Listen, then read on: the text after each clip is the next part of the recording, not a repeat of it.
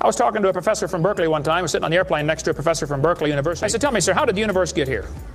He said, well, 20 billion years ago, all the matter was squished in this little tiny dot, and it was spinning real fast, and it exploded. Big bang.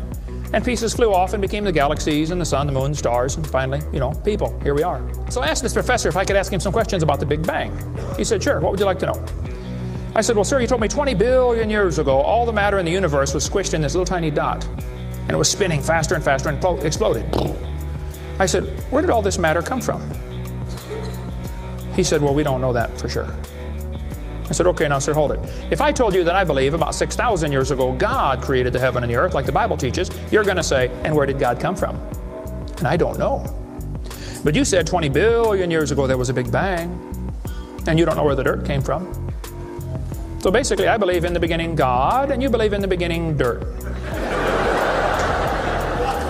Don't tell me my theory is religious and yours is science. Oh, no, sir, they're both religious. So I asked the professor, where did the matter come from? He said, I don't know. I said, well, sir, would you please tell me where the laws came from? The universe is run by laws, gravity, centrifugal force, inertia. Who gave the laws? He said, we don't know that either. I said, sir, could you tell me where the energy came from? It takes energy to make a big bang. Who bought the gas to run this machine anyway? He said, we don't know that either. I said, sir, could I ask you another question? He said, sure. What else would you like to know? I said, does Berkeley have a merry-go-round? How many of you know what a merry-go-round is? You go round, round, round till you puke, okay? He said, no, we don't have a merry-go-round at Berkeley.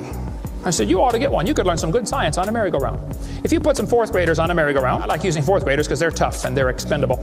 And we're going to get the high school football team out there to get that thing spinning clockwise as fast as it will possibly go. In the merry-go-round clockwise, the kids are going to go through 4 phases. They start off in phase 1. They're screaming at the football players. Come on, let's go, faster, faster. Can't you go any faster?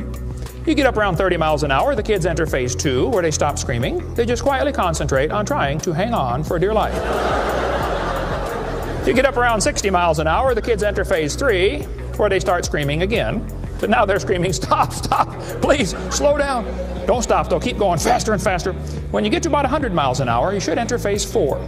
That's where the kids begin to fly off the merry-go-round. Now, when this happens, you will notice a very interesting phenomena of physics.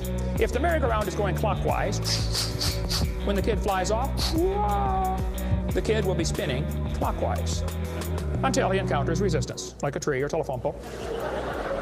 That's because of a law in physics known as the conservation of angular momentum.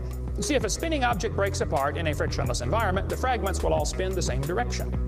It's very simple. It's because the outside is moving faster than the inside.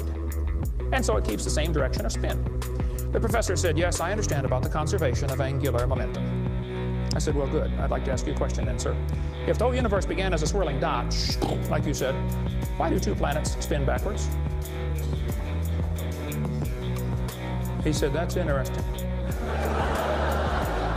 I said, no, that's more than interesting. It's kind of hard on your Big Bang Theory. Not only that, 6 of the moons are spinning backwards. Why?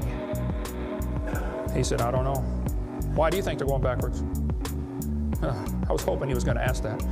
I said, well, sir, I believe it's very simple. You see, I believe in the beginning God created the heaven and the earth, and God did it that way on purpose, just to make the Big Bang Theory look stupid.